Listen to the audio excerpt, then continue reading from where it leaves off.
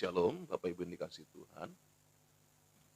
Kita bersyukur dalam anugerah Tuhan di kesempatan Minggu Paskah ini, kalau kita boleh ada sebagaimana kita ada ya, dan menjadi satu sukacita dalam kehidupan setiap kita semua yang ada ya. Kalau kita boleh ada dalam kesempatan di mana kita bersyukur dalam anugerah Tuhan. Tuhan Yesus mati buat kita dan Tuhan sudah bangkit buat kita ya, menjadi sukacita dalam kehidupan kita yang luar biasa. Haleluya. Nah, pada kesempatan pagi hari ini, sebelum saya masuk kepada pembahasan, jadi setelah panjang bulan April ini saya tetap konsisten, Bapak Ibu Saudara. Kita akan membahas tentang hakim-hakim ya. Pagi hari ini kita membahas tentang hakim Samgar ya. Ini unik ya, nanti kita akan membahas itu, tapi nanti saya juga akan singgung tentang Paskah ya, karena kita hari ini ada di dalam perayaan Paskah kita yang ada ya. Puji Tuhan ya, buat setiap Bapak Ibu saudara semua ya, selamat pagi, selamat Paskah semuanya ya. Kita bersyukur dalam anugerah Tuhan di kesempatan pagi hari ini ya, dalam kita merayakan Paskah yang ada. Puji Tuhan. Bapak Ibu saudara kasih dalam Tuhan, sedikit menyinggung tentang Paskah, bahwa sebenarnya tradisi perayaan Paskah itu bagi gereja Tuhan ya, dirayakannya itu adalah pada abad kedua ya. Ini adalah hal yang merupakan perayaan Kristen yang paling penting tentunya ya. Peristiwa Paskah itu adalah merupakan dasar dan merupakan titik tolak dari iman Kristen. Kenapa? Karena banyak nabi boleh mati ya kan, banyak rasul boleh mati, tetapi Yesus Kristus Tuhan, dia bangkit ya, yang menyatakan bahwa dialah Tuhan, dialah Allah. Sehingga maut sekalipun tidak dapat untuk mengendalikannya ya. Karena memang dialah yang menjadi pengendali atas segala sesuatunya. Puji Tuhan ya. Nah, selanjutnya kita tahu bahwa dalam Paskah, perayaan Paskah itu yang disebutkan sebagai pasca atau Pesak ya, itu perayaan Pesak, itu di mana dikatakan menjadi perayaan Passover, itu adalah merupakan pembebasan bangsa Israel dari tanah Mesir. Kita tahu ceritanya sedikit tentang Paskah ini, bahwa dimulai ketika Allah memerintahkan ya, semua ambang pintu dari anak orang Israel pada waktu itu dioleskan minyak ya. Nah, dioleskan minyak lagi, dioleskan darah anak domba, ya. Dioleskan darah domba ya gitu. Ini adalah hal yang menjadi perjalanan daripada Paskah itu sendiri atau Passover ya, di mana jelas di situ ketika orang-orang Israel mengoleskan darah anak domba itu dan makan roti yang tidak beragi, maka disitulah Allah meluputkan mereka ya. Dan disitulah merupakan awal di mana mereka dilepaskan dari perbudakan tanah Mesir. Harusnya makna ini pun juga dapat kita mengerti ya, bahwa oleh karena perayaan Paskah ini harus mengorbankan dua hal, harus melakukan dua hal. Makan roti tidak beragi, lalu menyembelih korban anak domba ya. Nah, kita tahu bahwa dalam kesempatan hidup kita, di mana dalam makna Paskah ini adalah bicara tentang keluar dari perbudakan, keluar dari tanah Mesir. Biarlah hal ini juga boleh mengingatkan kepada kita bahwa kita sudah keluar dari dosa-dosa masa lalu kita yang ada. Itu sebabnya di dalam perjanjian lama ini adalah merupakan hal yang dilakukan dalam kehidupan bangsa Israel ya, yang keluar dari tanah perbudakan sebagai bayangan, di mana kita masuk ke dalam perjanjian baru, bahwa makna Paskah itu sendiri jelas ya, ketika Yesus mulai mengajak perjamuan kudus dalam kesempatan itu kepada murid-murid, dan dia berkata, inilah tubuhku dan inilah darahku ya. Berarti di sini juga merupakan gambar di mana pada waktu mereka makan roti tidak beragi ya, dan juga akhirnya Yesus mati di atas kayu salib, mengingatkan kepada kita betapa luar biasanya makna Paskah dalam kehidupan kita. Harusnya ya, ini juga yang harusnya menjadi ingatan dalam kehidupan setiap kita semua yang ada ya, sebagai anak-anak Tuhan yang hidup di akhir zaman ini. Puji Tuhan, Bapak Ibu saudara dalam Tuhan. Lalu apa sih sebenarnya yang menjadi makna Paskah itu sendiri? di dalam kehidupan kita saat ini. Yang pertama, makna Paskah itu jelas bahwa itu adalah bicara tentang kematian Kristus di atas kayu salib yang menebus setiap dosa dan kesalahan kita sebagai manusia, ya. Lalu yang kedua bicara tentang apa sih makna Paskah itu sendiri dalam kehidupan kita di masa sekarang, ya. Jadi bukan lagi bicara masa perjanjian lama maupun juga di masa itu, ya, tetapi adalah di masa sekarang. Yesus mati menebus dosa kita di atas kayu salib. Lalu berikutnya bahwa ini bicara tentang bagaimana Yesus bangkit, ya. Ini adalah bicara tentang bagaimana Ia adalah Allah yang hidup yang bangkit, ya, dari kematian. Dan hal yang sama pun juga yang Allah mau katakan buat kita bahwa setelah kehidupan kita di dunia ini maka kita akan masuk kepada kebangkitan dalam kesempatan kemudian, ya. Juga di dalam kesempatan ini bicara Paskah itu apa sih maknanya? Jelas Paskah itu adalah bicara tentang kemenangan, ya. Itu sebabnya dalam kita merayakan Paskah kita bersyukur, kita bersukacita bahwa Tuhan sudah menyelesaikannya. Sehingga dia berkata, it's finished, it's over, ya. Artinya apa? Bahwa sudah selesai. Hal yang sama pun biarlah ini kita miliki dalam pemahaman kita, ya, bahwa sudah selesai masa lalu kita. Kita ada di tahun 2021 tepatnya di hari ini di perayaan Paskah yang ada, ya, kita boleh mengalami kemenangan, ya. Jadi itu makna Paskah yang ada. Selanjutnya juga bicara tentang makna Paskah itu artinya apa? Bahwa kita itu dibenarkan, ya. Kita bukan karena melakukan amal perbuatan baik karena perbuatan-perbuatan kita benar, tetapi oleh darah Yesus di atas kayu salib. Ia yang sudah membenarkan kita, ya. Ia yang sudah menguduskan kita, ia yang sudah apa? Menyelamatkan kita, ya. Jadi di sini kita harus mengerti makna Paskah itu sendiri. Sehingga dalam kehidupan kita setelah perayaan Paskah kita pada hari ini, ya, buat gereja-gereja Tuhan yang ada pun, ya kan, maka kita mengerti bahwa makna Paskah itu luar biasa. Di dalamnya ada kemenangan, di dalamnya ada pendamaian antara kita dengan Allah, di mana di dalamnya kita boleh diselamatkan, kita dibenarkan, dilayakkan, ya kan, untuk boleh masuk ke dalam kerajaan surga, ya. Ini adalah hal-hal yang luar biasa. Dan di dalamnya juga kita mengingat bahwa Yesus mati di atas kayu salib itu dan dia bangkit, ya. Itu menyatakan apa? Bahwa di dalam kehidupan Kristus ada kuasa yang tidak terbatas. Dan bukankah Kristus juga menyatakan kepada kita bahwa aku tidak meninggalkan engkau seorang diri. Aku mencurahkan Roh Kudusku kepadamu. Yang roh ini lebih besar dari roh apapun dalam dunia ini. Nah, inilah satu hal yang luar biasa di mana kita harusnya menyadari bahwa di dalam diri kita ketika kita merayakan Paskah ada kuasa dalam diri kita, ya. Kemampuan kuasa ilahi inilah yang akan membawa kita masuk lebih jauh lagi dalam kemenangan dan bahkan dikatakan kita lebih dari pemenang. Haleluya. Puji Tuhan, ya. Jadi Bapak Ibu Saudara mengerti, ya, makna Paskah dalam kehidupan kita semua, ya. Jadi di sini kita juga mengerti bahwa bicara tentang Paskah juga adalah bicara tentang apa? Penggenapan firman Allah, ya. Gambaran dalam perjanjian lama tadi dikatakan bagaimana orang Israel itu harus mengoleskan, ya, darah anak domba di atas ambang pintu yang ada, ya. Dan itu juga yang dikatakan bagaimana mereka harus makan roti tidak beragi, ya. Nah, ini jugalah hal yang menjadi gambaran Yesus di mana dikatakan inilah tubuhku. Kalau engkau menerima perjamuan kudus ini mengingatkan kepadaku bahwa inilah tubuhku. Artinya apa? Ragi itu bicara tentang dosa. Ragi itu bicara tentang sesuatu yang ditambahkan, ya. Ragi itu sesuatu yang kalau boleh dikatakan ibu-ibu yang biasa masak, ya kan. Kalau masak sesuatu dalam hal ini tepung ditambahkan ragi yang ukurannya, ya, yang ukurannya harusnya sekecil ini dia bisa menjadi besar karena ada ragi, ya. Artinya apa? Ditambahkan. Tetapi kalau secara timbangannya tetap kalau ini 100 gram tetap dia 100 gram. Tetapi kalau ini ada adonan tepung yang tidak pakai ragi itu ukurannya mungkin segini. Tapi kalau yang ini karena ditambahkan ragi dia akan semakin bertambah besar. Tetapi secara timbangannya sama-sama 100 gram. Artinya apa?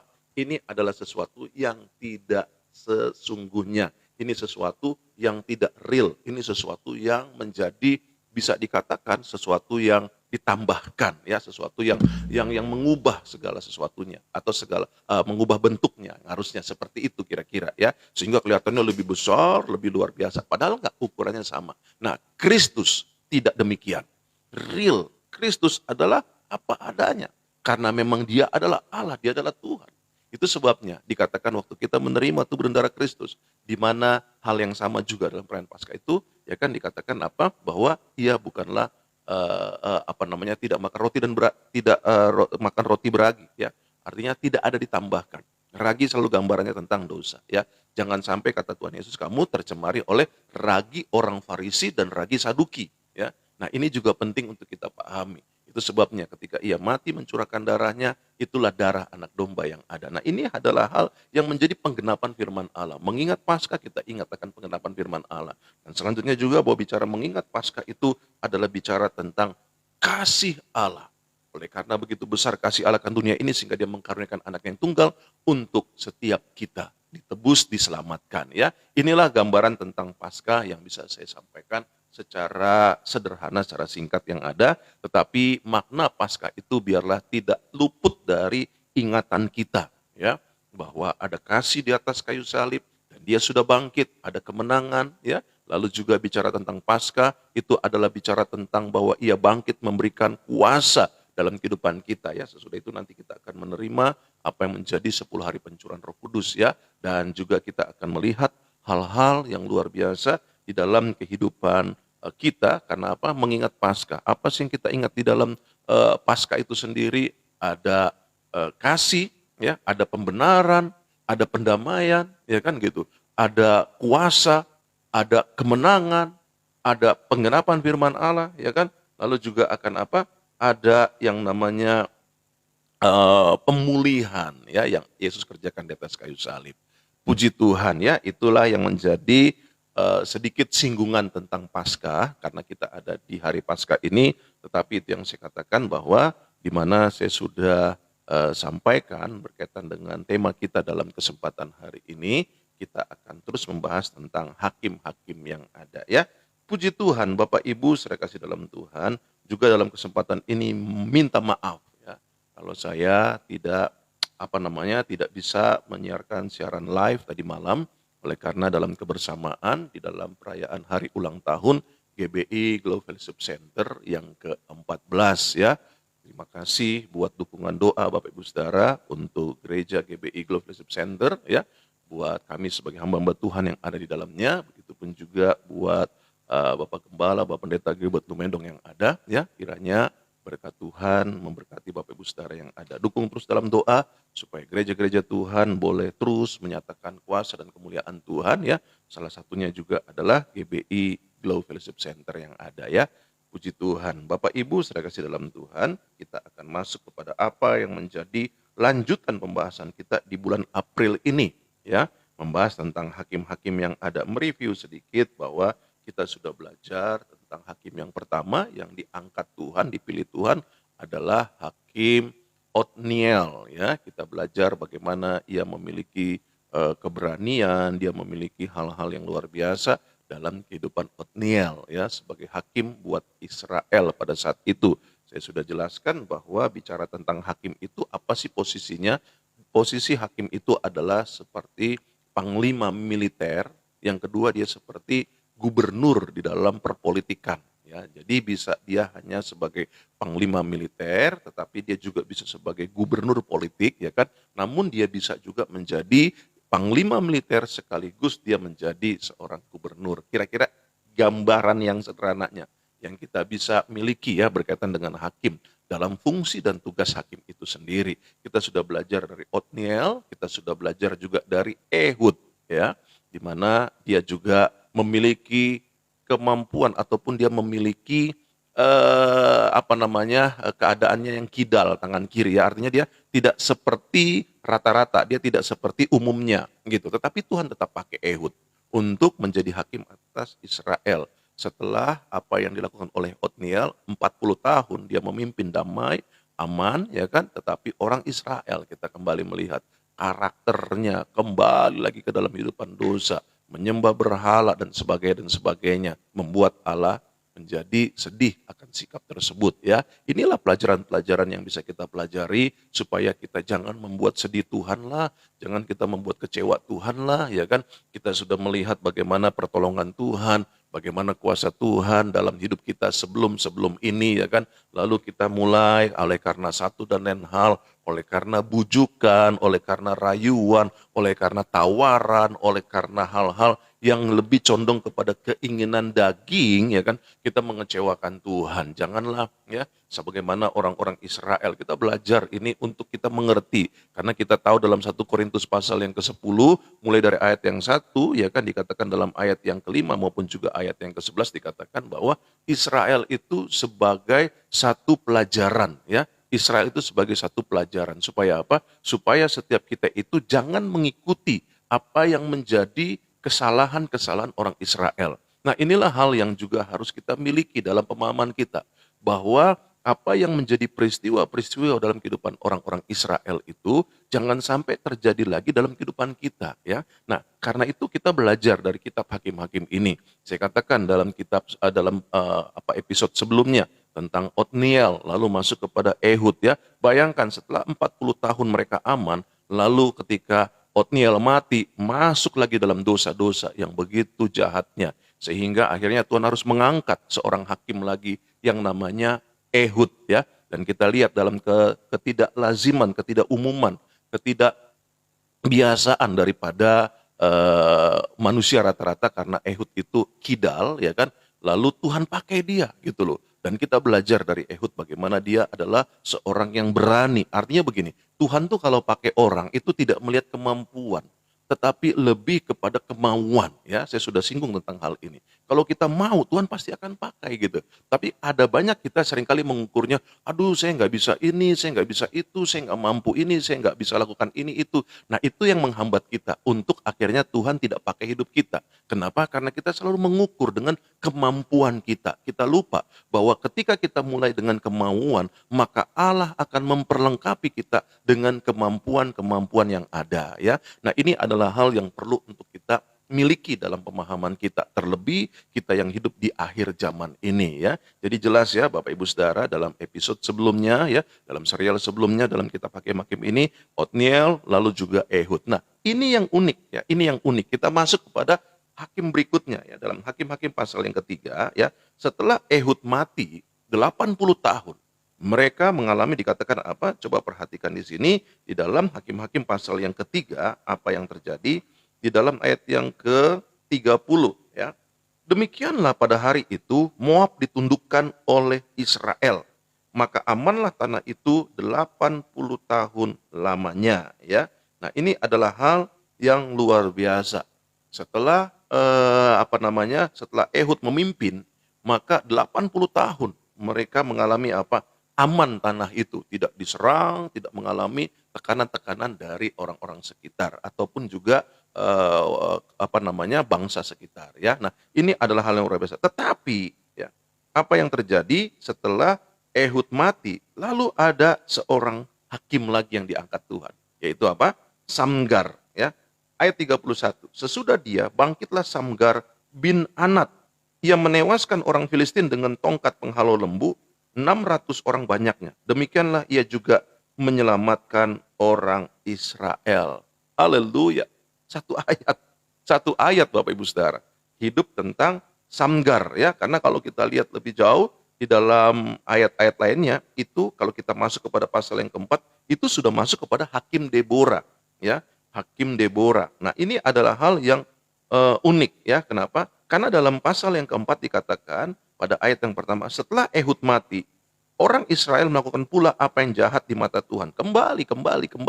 Orang Israel melakukan sesuatu yang terus seperti itu. Jatuh, bangun, ya kan. Ini gambaran yang jelas kira-kira sebagaimana diri kita, ya kan. Kita tahu kadang-kala kita jatuh, kita kalah, kita salah, kita berdosa, kan seperti itu. Tetapi di sini kita kembali melihat. Saya mau singgung tentang apa yang Alkitab catat berkaitan dengan satu nama yang namanya adalah Samgar ya. Bapak Ibu saudara kasih dalam Tuhan. Satu ayat ini menceritakan bagaimana ia melakukan pembelaan, bagaimana dia melakukan hal yang menyelamatkan orang-orang Israel, ya.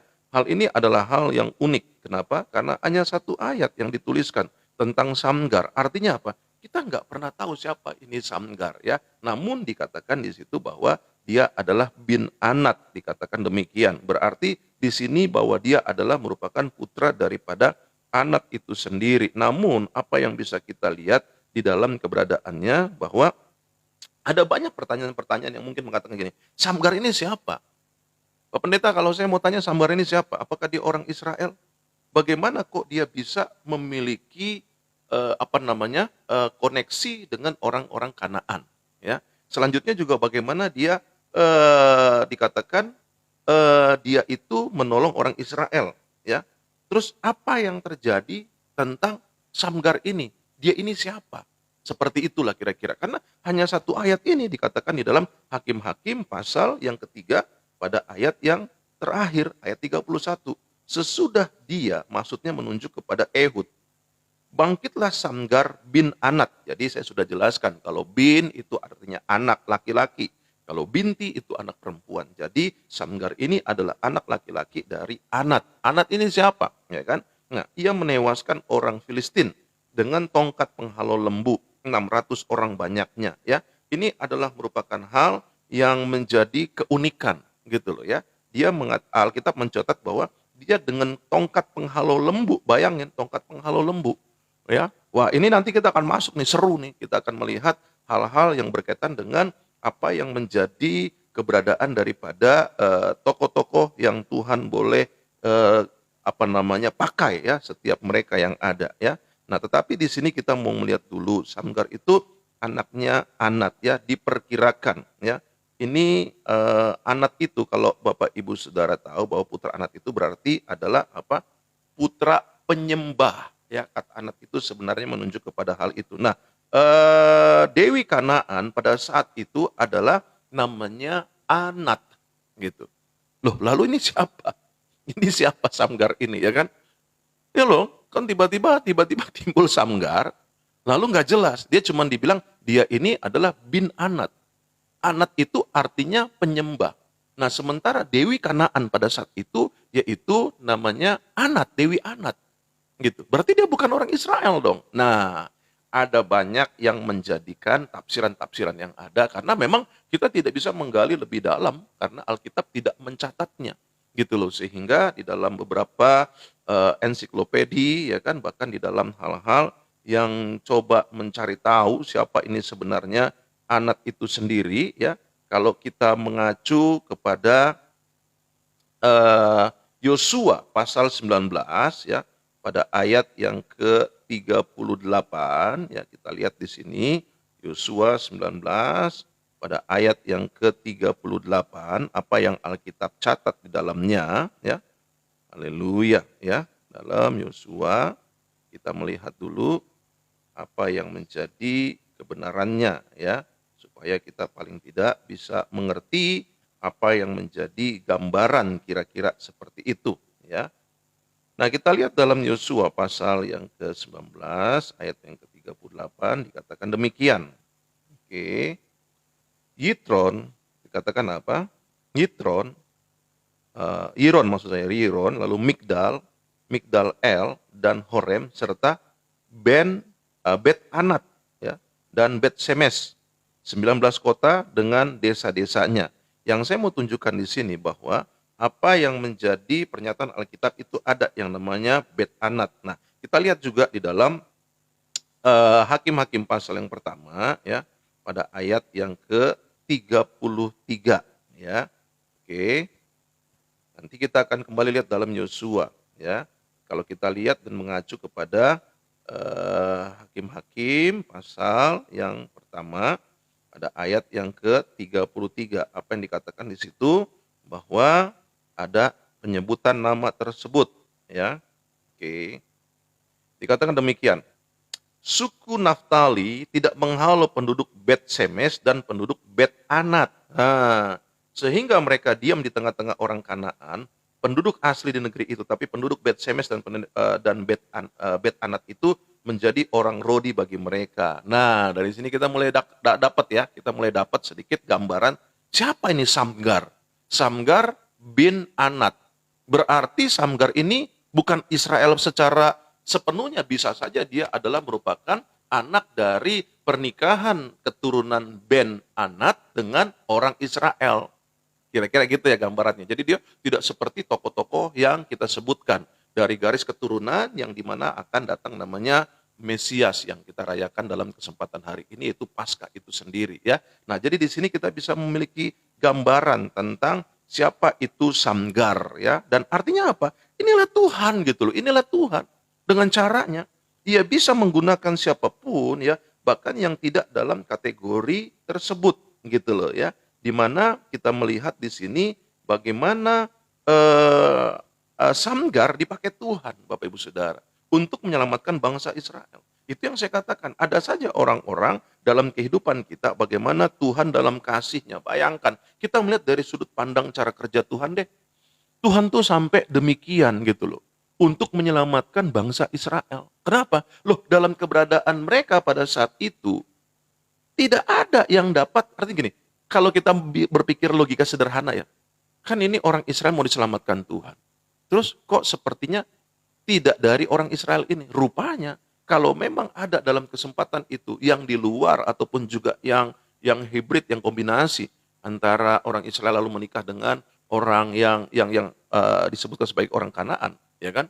Ben Anat. Nah, lalu apa yang terjadi?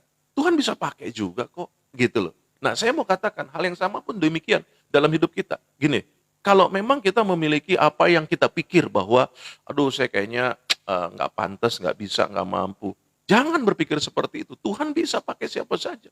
Nah, ini yang saya percaya dalam kehidupan daripada Samgar, bagaimana Tuhan bisa pakai dia menjadi sesuatu alatnya Tuhan. Untuk apa? Menyelamatkan orang Israel.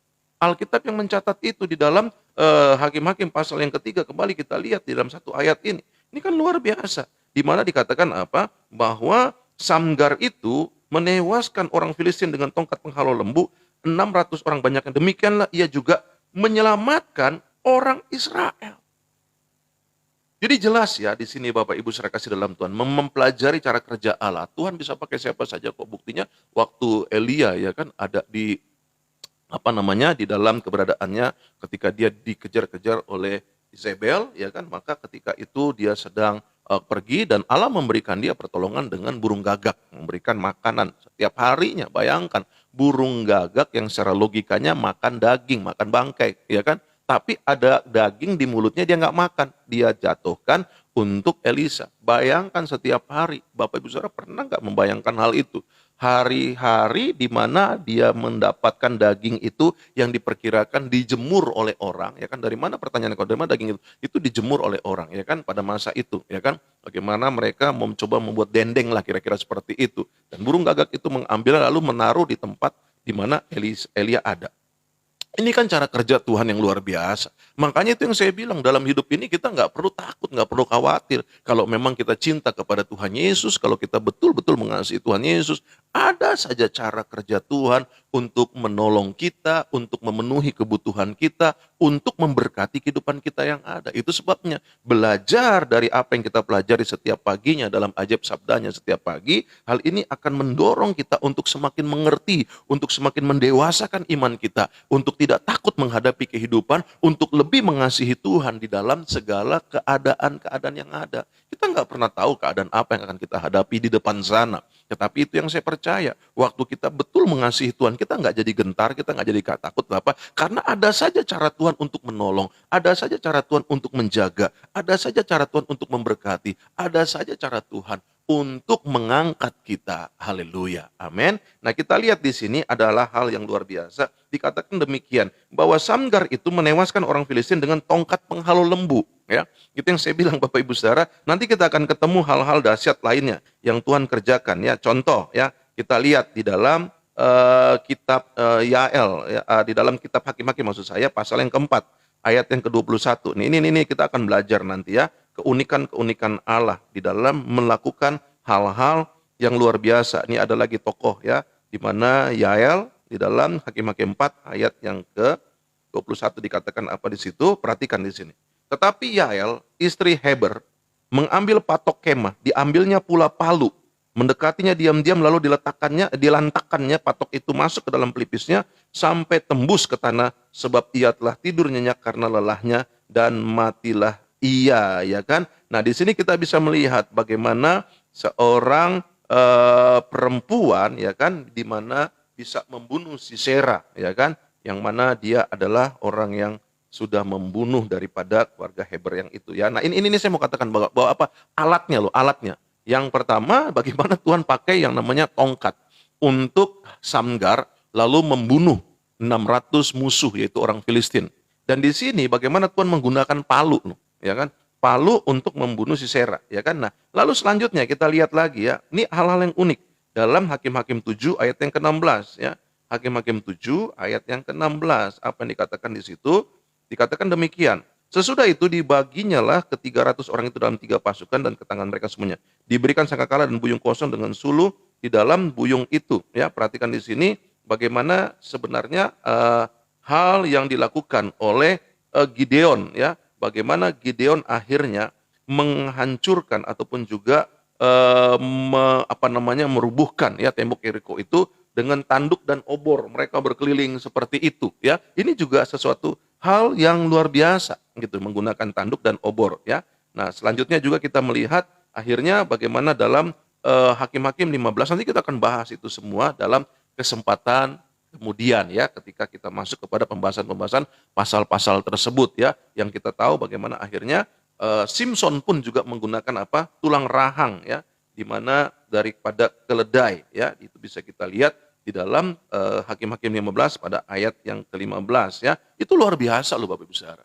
Kalau kita melihat bacaan ini ataupun juga firman Tuhan pagi hari ini bagaimana Samgar ya dipakai Tuhan dengan alat-alat yang ada. Artinya begini.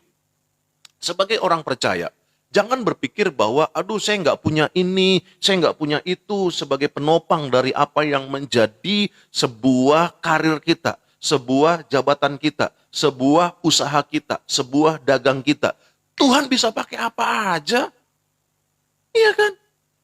Lalu kalau kita lihat ini tongkat untuk menghalau lembu, itu bisa dipakai Tuhan untuk membunuh 600 orang Filistin. Gimana logikanya? Itu bukan senjata perang, itu bukan alat perang. Nah, banyak kita terkonsep atau terkondisi dengan berpikir kita gini, andai kata saya kaya, andai kata saya ada support dana, andai kata saya adalah orang yang yang terlahir tidak seperti ini dan sebagainya, mungkin saya tidak akan seperti ini. Inilah pemikiran yang sempit, pemikiran yang salah. Ya, sehingga membuat kita apa? Tidak berani untuk bergerak dengan apa adanya. Kita selalu berpikir dengan angan-angan kosong. Kita selalu berpikir dengan apa yang kita pikir bahwa seandainya, ya kan begitu. Waktu melihat musuh, wah ini mungkin kalau pakai senjata perang yang canggih, mungkin ini 600 orang akan selesai. Kan seperti itu berpikirnya. Tapi tidak dengan Tuhan.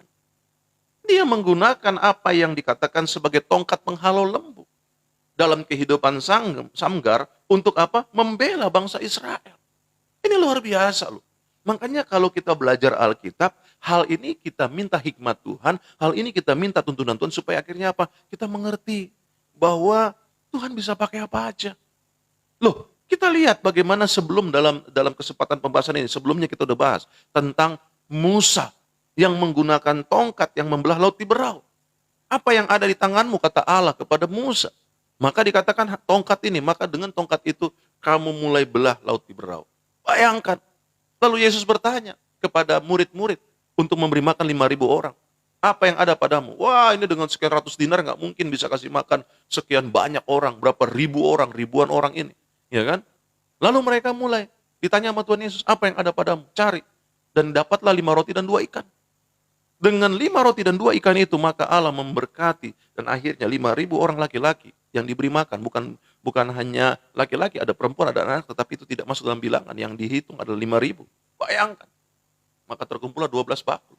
Lalu juga dalam peristiwa yang kedua, 4.000 orang dikatakan. Lalu terkumpullah 7 bakul. Ya, ini adalah hal yang sama.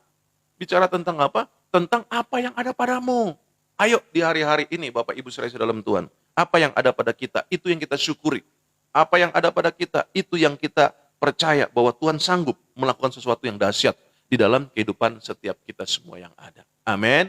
Inilah yang menjadi pembahasan berkaitan dengan apa yang kita lihat di dalam kehidupan Samgar, karena jelaslah memang dalam hal ini tidak terlalu banyak yang kita lihat di dalam kehidupan Samgar karena satu ayat ini, tetapi hal ini menunjukkan lebih kepada cara kerja Allah, ya, yang luar biasa.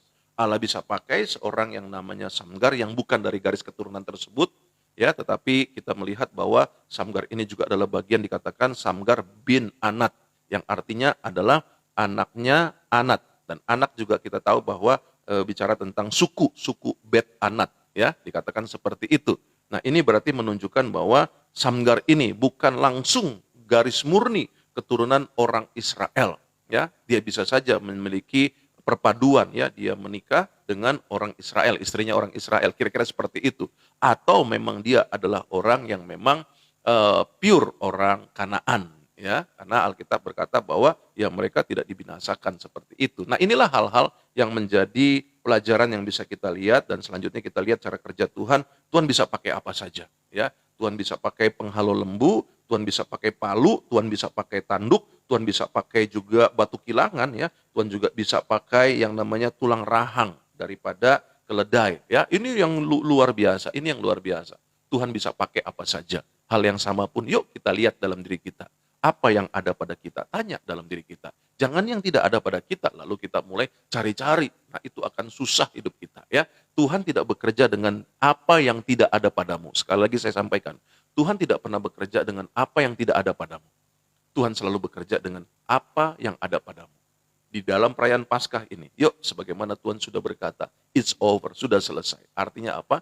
Bahwa apa yang ada pada diri kita, itu seharusnya kita menyadari kuasa Roh Kudus, kuasa Allah yang besar, kuasa penebusan, kuasa kasih, kuasa kemenangan, kuasa kemerdekaan. Itu yang harusnya kita mulai dalam pemahaman kita. Sehingga kita nggak jadi orang Kristen yang cengeng. Kita nggak jadi orang Kristen yang, gampang sekali untuk bersungut-sungut. Untuk mengatakan bahwa ya saya nggak bisa ini dan sebagainya dan sebagainya. No. Saya mau katakan stop akan hal itu. Ya, jangan sampai lalu malaikat gregetan melihat hidup kita, ya. Oh, ini mau dapat tempeleng ini, ya kan, begitu kan? Malaikat emosi lihat kita. Hari-hari dari tahun ke tahun hidupnya enggak maju-maju. Kenapa? Buat saya sederhana. Mungkin Bapak Ibu saudara tidak mengerti. Itu sebabnya dengan adanya program Ajaib Sabdanya setiap pagi, saya mau mengajak Bapak Ibu saudara untuk mengerti. Saya mau mengajak Bapak Ibu saudara untuk belajar firman Tuhan, ya, supaya akhirnya kita mengerti dalam fungsi dan tanggung jawab kita. Kalau Tuhan mau kita sudah meninggal pada hari-hari sebelum ini, betul? Iya kan? Tetapi kenapa kita masih hidup sampai hari ini? Yuk, kita mau belajar yang terbaik, kita mau berikan kepada Tuhan. Kita mau belajar yang lebih lagi untuk kita dapat mengasihi Tuhan. Amin. Puji Tuhan, ya Bapak Ibu Saudara, kiranya apa yang menjadi kebersamaan kita dalam kesempatan pagi hari ini boleh membawa setiap Bapak Ibu Saudara untuk semakin lebih mengasihi Tuhan, untuk semakin lebih dekat dengan Tuhan. Puji Tuhan, haleluya. Saat ini kita akan masuk ke dalam pembacaan kitab Amsal, ya. Sebagaimana yang saya sudah sampaikan, di tanggal di mana kita ada, kita akan membaca ayat-ayat dari kitab Amsal. Hari ini adalah pasal yang keempat, karena hari ini adalah tanggal 4, ya. Saya akan baca, di dalamnya adalah nasihat untuk mencari hikmat. Dengarkanlah hai anak-anak didikan seorang ayah, dan perhatikanlah supaya engkau beroleh pengertian. Karena aku memberikan ilmu yang baik kepadamu, janganlah meninggalkan petunjukku. Karena ketika aku masih tinggal di rumah ayahku sebagai anak, lemah dan sebagai anak tunggal bagi ibuku. Aku diajari ayahku, katanya kepadaku, biarlah hatimu memegang perkataanku, berpeganglah pada petunjuk-petunjukku, maka engkau akan hidup. Perolehlah hikmat, perolehlah pengertian, jangan lupa dan jangan menyimpang dari perkataan mulutku. Janganlah meninggalkan hikmat itu, maka engkau akan dipeliharanya. Kasihilah dia, maka engkau akan dijaganya. Permulaan hikmat ialah perolehlah hikmat, dan dengan segala yang kau peroleh, perolehlah pengertian. Junjunglah dia, maka engkau akan ditinggikannya. Engkau akan dijadikan terhormat apabila engkau memeluknya. Ia akan mengenakan karangan bunga yang indah di kepalamu, mahkota yang indah akan dikaruniakannya kepadamu. Hai anakku, dengarkanlah dan terimalah perkataanku, supaya tahun hidupmu menjadi banyak. Aku mengajarkan jalan hikmat kepadamu, aku memimpin engkau di jalan yang lurus. Bila engkau berjalan, langkahmu tidak akan terhambat. Bila engkau berlari, engkau tidak akan tersandung. Berpeganglah pada didikan, janganlah melepaskannya. Peliharalah dia karena dialah hidupmu. Janganlah menempuh jalan orang fasik, dan janganlah mengikuti jalan orang jahat. Jauhilah jalan itu, janganlah melaluinya, menyimpanglah daripadanya, dan jalanlah terus. Karena mereka tidak dapat tidur bila tidak berbuat jahat. Kantuk mereka lenyap bila mereka tidak membuat orang tersandung. Karena mereka makan roti kefasikan dan minum anggur kelaliman. Tetapi jalan orang benar itu seperti cahaya fajar, yang kian hari bertambah terang sampai rembang tengah hari. Jalan orang fasik itu seperti kegelapan. Mereka tidak tahu apa yang menyebabkan mereka tersandung. Hai anakku, perhatikanlah perkataanku. Arahkanlah telingamu kepada ucapanku. Janganlah semuanya itu menjauh dari matamu. Simpanlah itu di lubuk hatimu. Karena itulah yang menjadi kehidupan bagi mereka yang mendapatkannya. Dan kesembuhan bagi seluruh tubuh mereka. Jagalah hatimu dengan segala kewaspadaan. Karena dari situlah terpancar kehidupan. Buanglah mulut serong daripadamu. Dan jauhkanlah bibir yang dolak-dalik daripadamu. Biarlah matamu memandang terus ke depan. Dan tatapan matamu tetap ke muka. Tempuhlah jalan yang rata. Dan hendaklah tetap segala jalanmu.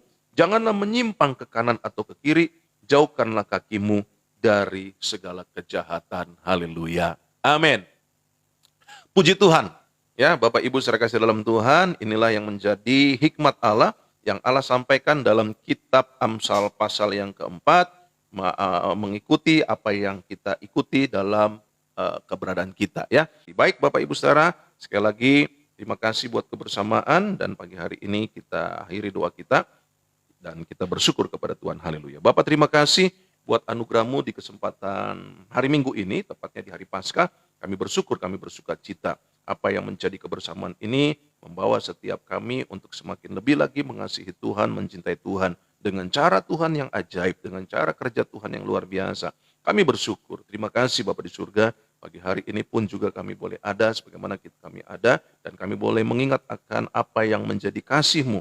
Di mana engkau mati di atas kayu salib, lalu engkau bangkit. Dan inilah yang menjadi sukacita dan kemenangan bagi setiap kami yang percaya kepadamu, bahwa Allah kami adalah Allah yang hidup, bahwa Allah kami adalah Allah yang sudah mengatasi kematian, Allah yang hidup, Allah yang bangkit, Allah yang mengatasi segala sesuatunya. Kami bersyukur, kami bersukacita. Terima kasih Bapak di surga, pagi hari ini juga kami berdoa buat setiap Bapak Ibu Saudara, Tuhan berkati Bapak Ibu Saudara dalam keberadaan Bapak Ibu Saudara yang ada, berkati dalam usaha, dagang, toko, berkati juga di dalam pekerjaan, dalam bisnis, Tuhan kiranya memberkati. Begitupun juga kami berdoa buat kesehatan Bapak Ibu Saudara, Tuhan kiranya memberkati. Kami juga berdoa, Tuhan juga kiranya memberkati di dalam apa yang menjadi kebersamaan dalam keluarga, baik suami, istri, orang tua, anak, bahkan juga anak mantu, mertua, cucu, semuanya diberkati Tuhan. Terima kasih Bapak di surga.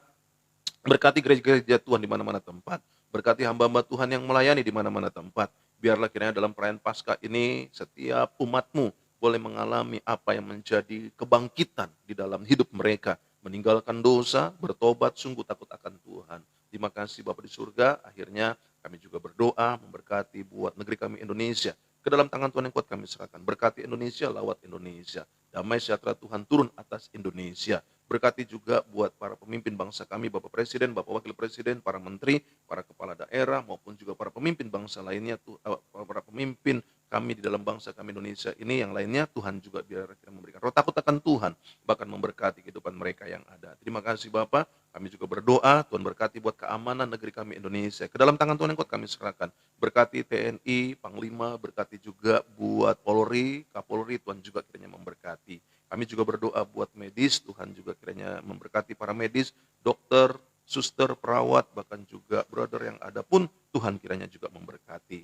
Bahkan juga perjalanan vaksin pun Tuhan juga kiranya memberkati. Terima kasih Bapak di surga. Akhirnya Bapak Ibu sekalian dalam Tuhan, ingatlah bahwa sesungguhnya Allah itu baik. Sekali-kali Ia tidak pernah meninggalkan kita. Arahkan hatimu kepada Tuhan, terimalah berkat yang datang dari Allah Bapa, kasih anugerah daripada Tuhan Yesus Kristus, penyertaan, penghiburan, pengurapan, persekutuan daripada Allah Roh Kudus turun atas kehidupanmu, atas kehidupan keluarga rumah tanggamu, atas kehidupan masa mudamu, masa tuamu, bahkan anak dan cucumu, bahkan turun atas kesehatanmu, turun atas apapun yang kau kerjakan dengan tanganmu, senantiasa Tuhan jadikan berhasil dan beruntung, mulai pagi hari ini dalam perayaan Paskah ini sampai Maranatha Tuhan datang kembali untuk menjemput setiap kita yang percaya, mengasihi, mencintai, bahkan melayaninya. Haleluya. Mari kita sempurnakan doa kita sebagaimana Tuhan Yesus ajarkan doa ini, dan kita naikkan doa ini secara bersama-sama. Haleluya. Bapa kami yang alam kerajaan surga, dikuduskanlah namamu, datanglah kerajaanmu, jadilah kehendakmu di bumi seperti di surga. Berikanlah kami pada hari ini makanan kami yang secukupnya, dan ampunilah kami akan segala kesalahan kami, seperti kami juga mengampuni orang bersalah kepada kami. Dan janganlah membawa kami ke dalam pencobaan, tetapi lepaskanlah kami daripada yang jahat, karena Engkau yang punya kerajaan dan kuasa dan kemuliaan sampai selama-lamanya. Haleluya. Amin. Haleluya. Bapak Ibu saudara dalam Tuhan, ingat, Yesus Kristus Tuhan. Yesus Kristus tetap Tuhan. Yesus Kristus selama-lamanya Tuhan. Hanya Tuhan Yesus Kristuslah satu-satu jalan keselamatan untuk kita sampai dan masuk ke surga. Haleluya. Selamat hari Minggu, selamat Paskah, Tuhan Yesus berkati. Shalom.